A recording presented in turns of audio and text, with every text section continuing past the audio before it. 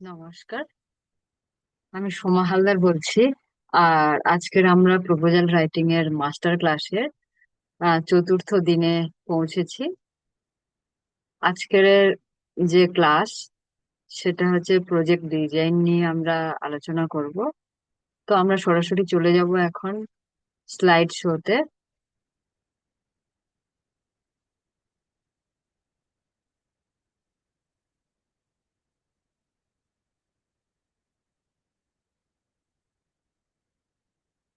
তো আজকের যে প্রোগ্রাম, আজকের যে আলোচনা সেটা হচ্ছে চতুর্থ দিনের প্রজেক্ট ডিজাইন আর স্মার্ট অবজেক্টিভ কিভাবে আমরা চুজ করব সেটা নিয়ে আমরা আলোচনা করব। তো এখানে আমরা প্রথম আজকের যে সেশন থাকছে সেখানে আমরা দেখব যে একটা প্রবলেমটাকে আমরা কিভাবে একটা প্রজেক্টে কনভার্ট করব সেটা নিয়ে একটু আলোচনা করব। তারপরে একটা স্মার্ট অবজেক্টিভ কিভাবে আমরা চুজ করব।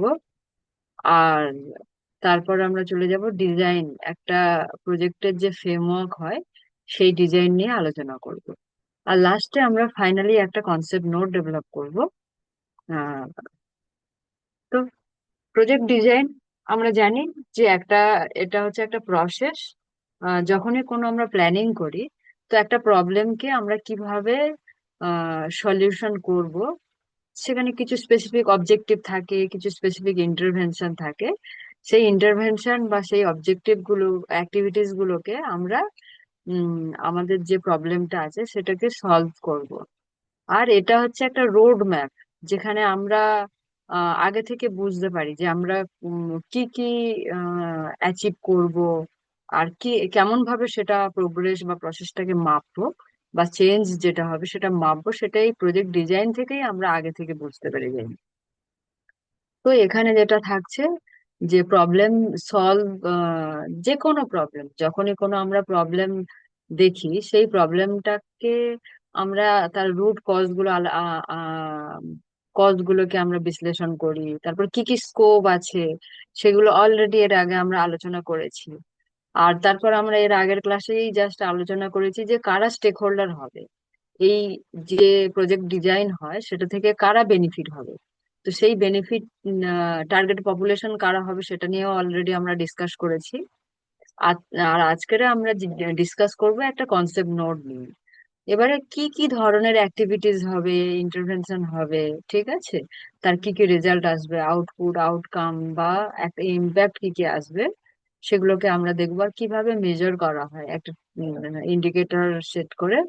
তো সেটা আমরা কনসেপ্ট নোটের মাধ্যমে আজকের পুরো ব্যাপারটা ক্লিয়ার হয়ে যাবে। তো আজকের আমরা প্রথমে যেটা করছি, দেখছি যে আমরা গোলটাকে বুঝবো। আর গোল যেমন, আহ, এখানে হচ্ছে একটা প্রজেক্ট ডিজাইনের চারটে ব্যাক বোন থাকে। সেটা হচ্ছে ফার্স্ট হচ্ছে গোল থাকে, একটা গোল আমরা নেব। আর সেই গোলটাকে আমরা কি করব, অবজেক্টিভ, স্পেসিফিক কিছু অবজেক্টিভ থাকে, সেই অবজেক্টিভে আমরা ভাঙি। আবার ওই অবজেক্টিভটাকে আমরা যখন কি আউটপুট বা আউটকাম, আউটপুট আসবে যেটা ইমিডিয়েট ডাইরেক্ট রেজাল্ট হচ্ছে কোনো একটা অ্যাক্টিভিটিজের।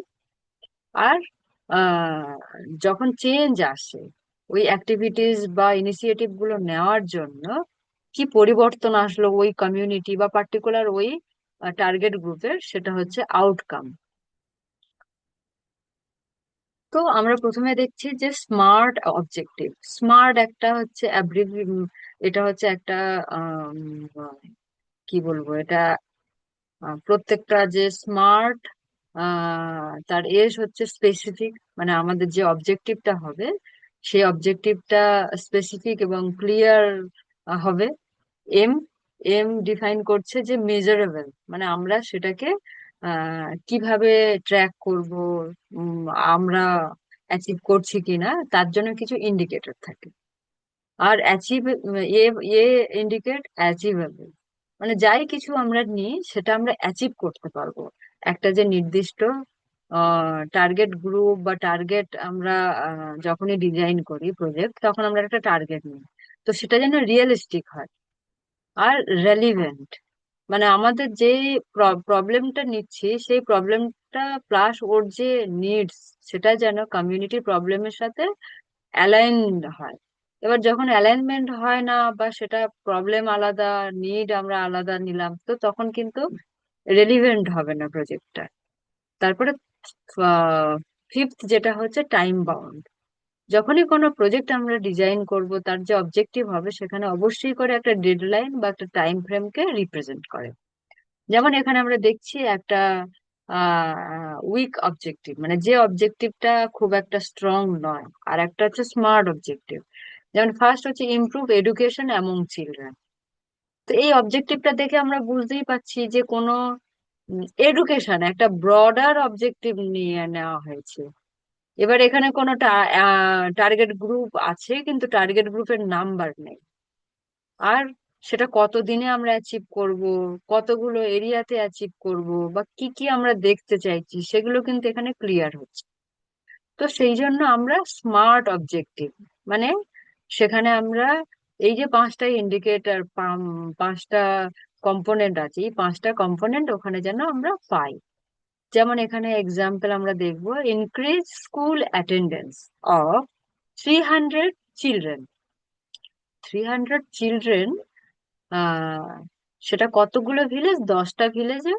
আর তাদের যে অ্যাটেন্ডেন্সটা ইনক্রিজ হবে, সেটা কি 75 to 90%, সেটা উইদিন 1 ইয়ার। তো এখানে আমরা বুঝতে পারছি যে একটা টাইম বাউন্ড আমরা 1 বছরের মধ্যে, আর কত পার্সেন্ট আমরা ইমপ্রুভ করব, সেটা 75 to 90%। টার্গেট গ্রুপের নাম্বার কত? 300। প্লাস হচ্ছে আমরা 10টা ভিলেজে এটা দেখতে চাইছি। আর স্পেসিফিক অবজেক্টিভটা একদম, যেমন ইনক্রিজ স্কুল অ্যাটেন্ডেন্স, মানে আমরা বাচ্চাদের যে অ্যাটেন্ডেন্স হয় সেটাকেই ইনক্রিজ করব। তো আমরা বুঝলাম যে স্মার্ট অবজেক্টিভ কি। এবার আমরা দেখব যে এর ফ্রেমওয়ার্কটা কি হয়। একটা প্রজেক্ট যখন হয় তার একটা নির্দিষ্ট ফ্রেমওয়ার্ক থাকে। সেই ফ্রেমওয়ার্কটা হচ্ছে, প্রথমে একটা প্রবলেম থাকবে, সেই প্রবলেমটাকে আমরা নিড অ্যানালাইসিস করে তার একটা গোল ডিসাইড করব। সেই যে গোলটা নেওয়া হবে তার কিছু কয়েকটা অবজেক্টিভ নেব। অবজেক্টিভ ওয়াইজ আমরা অ্যাক্টিভিটিস নেব, আর প্রত্যেকটা অ্যাক্টিভিটিস এর আউটপুট থাকবে। তো এইভাবে মোটামুটি পাঁচটা কম্পোনেন্টে একটা প্রজেক্ট ডিজাইন হয়।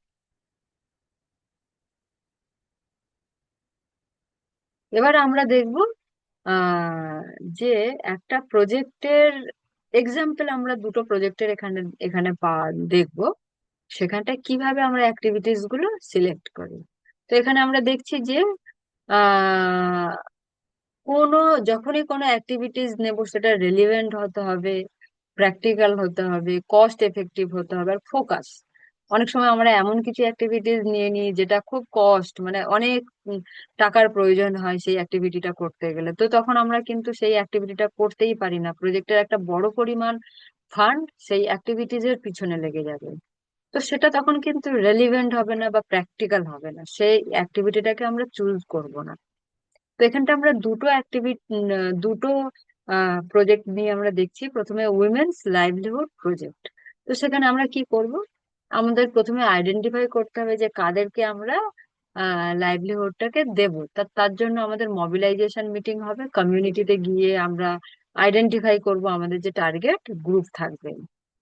তারপরে আমরা তাদের কি করি, যখন আমাদের আইডেন্টিফাই হয়ে গেল, তো তাদেরকে স্কিলটাকে ডেভেলপ করা হবে। তো সেখানটায় আমরা হ্যান্ড হোল্ড করা, স্কিল ট্রেনিং দেওয়ার পরে তাদেরকে হ্যান্ড হোল্ড করা, যাতে তারা পরবর্তীকালে এন্টারপ্রেনারশিপ এন্টারপ্রেনার হিসাবে ডেভেলপ হয়। তো এন্টারপ্রেনারশিপ ট্রেনিং বা ওয়ার্কশপ আমরা তাদেরকে দেব। তাদের যে একটা বিজনেস করতে গেলে তার কিভাবে প্ল্যানিং করবে, কিভাবে অপারেশন হবে, বা কতটা টাকা লাগবে, টাকার ইউটিলাইজেশন কিভাবে হবে। তো সেই জন্য তাদের এন্টারপ্রেনারশিপ স্কিলটাকে ডেভেলপ করার জন্য ওয়ার্কশপ বা ট্রেনিং করতে হবে। আর লাস্ট হচ্ছে যেটা মার্কেট লিঙ্কেজ।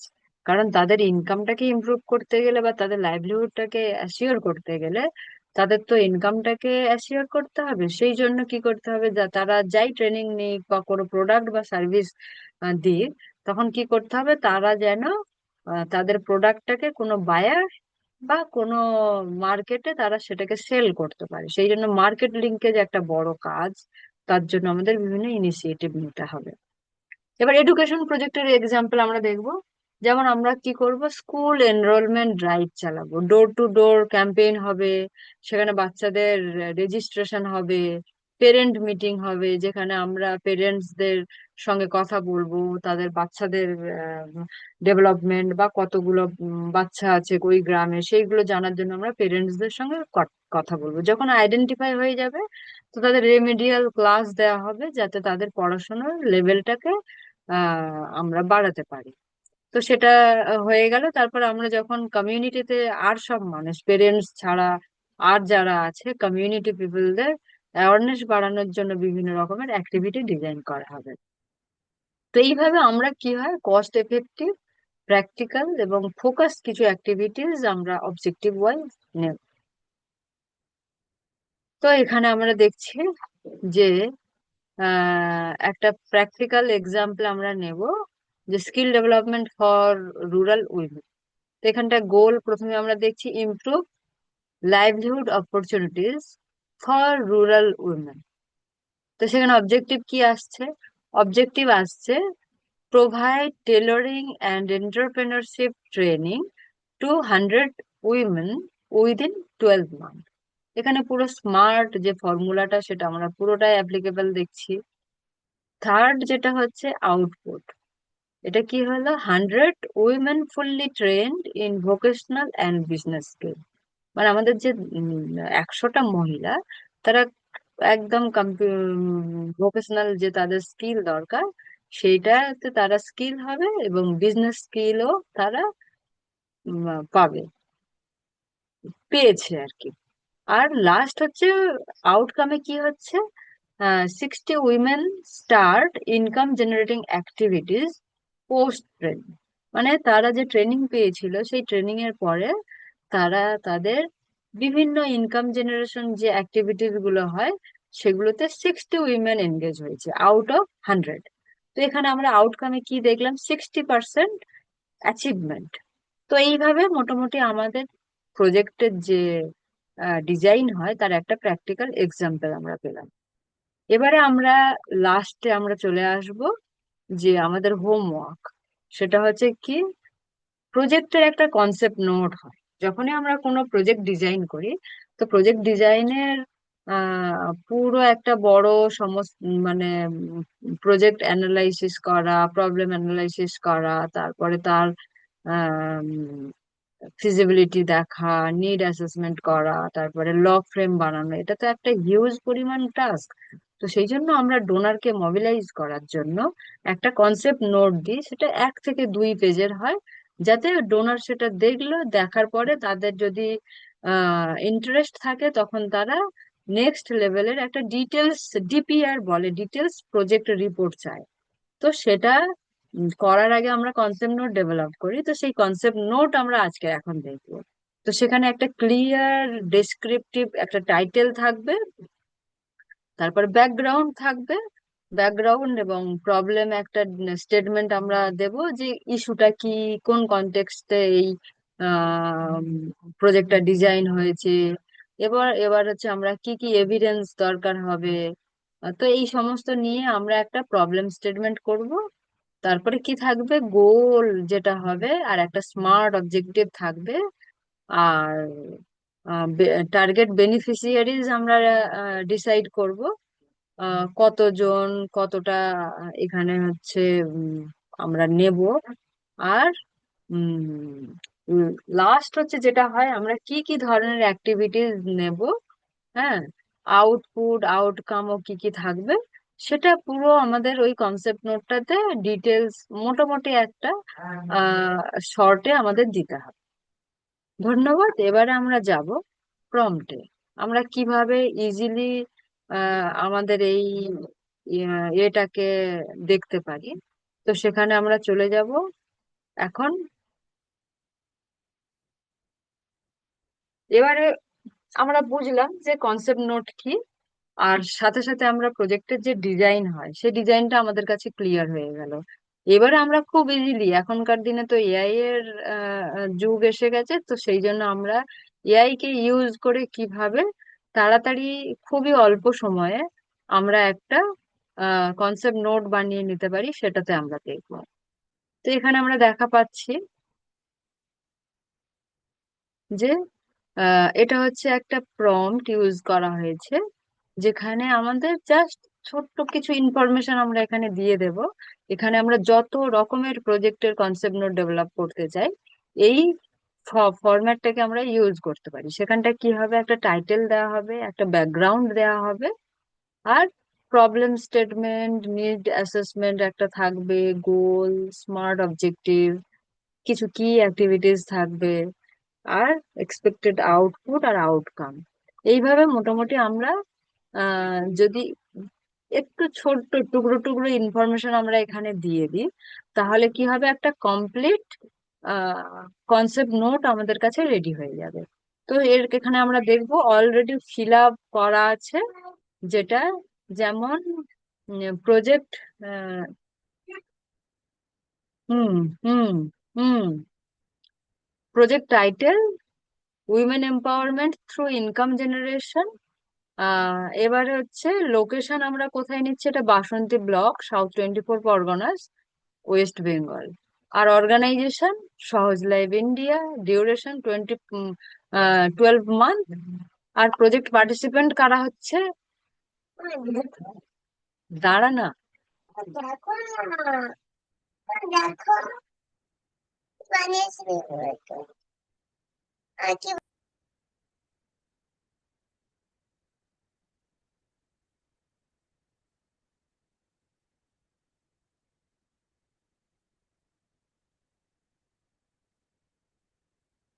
তো আমরা যেটা দেখছিলাম আমাদের একটা প্রম্পট ইউজ করে আমরা কিভাবে একটা কনসেপ্ট নোট খুবই কম সময়ে আমরা বানাতে পারি।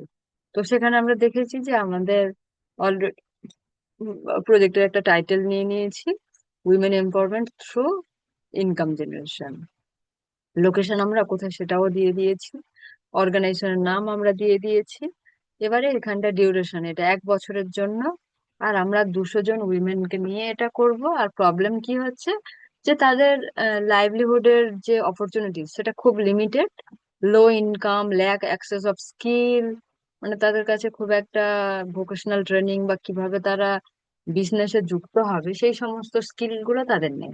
ফাইন্যান্স, তাদের কাছে টাকা পয়সাও নেই যে কিভাবে একটা বিজনেস শুরু করবে, বা তার যে মিনিমাম কিছু টাকা পয়সা থাকে। মার্কেটও নেই, সেই জন্য কি হচ্ছে, এটা হচ্ছে আমাদের প্রবলেম।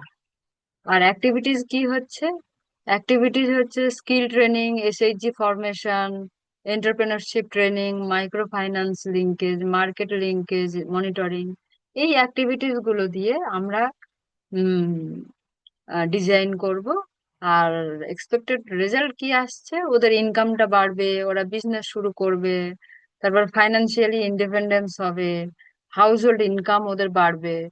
মোটামুটি এইগুলো দিয়ে আমরা যখন এটাকে কপি পেস্ট করব, তখন কি হবে, একটা সুন্দর কনসেপ্ট নোট আমাদের কাছে রেডি হয়ে যাবে। তো একদম উইদিন ওয়ান, কি বলবো, আমাদের কাছে একদম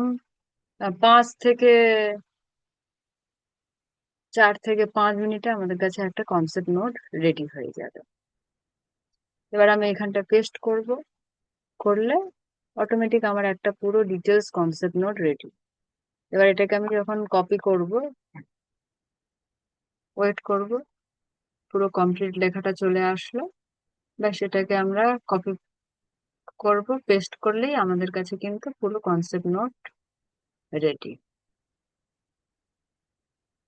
সেটাকে কপি পেস্ট করে আমরা ওয়ার্ডে লিখে নিলে, ট্রান্সফার করে নিলে আমাদের পুরো রাইট আপটা রেডি হয়ে যাবে। তো এইবারে আমরা দেখলাম যে কিভাবে আমরা উম খুবই অল্প সময়ে, মানে আমরা ডিজাইনটাকেও বুঝলাম, তার সাথে সাথে আমরা স্মার্ট অবজেক্টিভটাও কিভাবে আমরা সিলেক্ট করব সেটা ফর্মুলা দিয়েও বুঝলাম। আর ফাইনালি আমরা যেটা দেখলাম, যে কনসেপ্ট নোট যেটা আমরা একটা প্রম্পট ইউজ করে করলাম, তো আমরা 5 মিনিটের মধ্যে একটা কনসেপ্ট নোটও রেডি করে নিতে পারবো। সেটা যে কোনো ধরনেরই প্রজেক্ট হবে। তো আজকের এই পর্যন্ত। এবারে আমরা নেক্সট দিনের ক্লাসে আমরা ডিটেলস লগ ফ্রেম জানবো। আর যদি কারোর কোনো আহ, জানার কিছু থাকে তারা আমাকে চ্যাটে লিখতে পারে বা কোনো কমেন্টে লিখতে পারে, তাহলে আমরা সেই নিয়ে আলোচনা করব। তাহলে ধন্যবাদ, আজকের এই পর্যন্ত।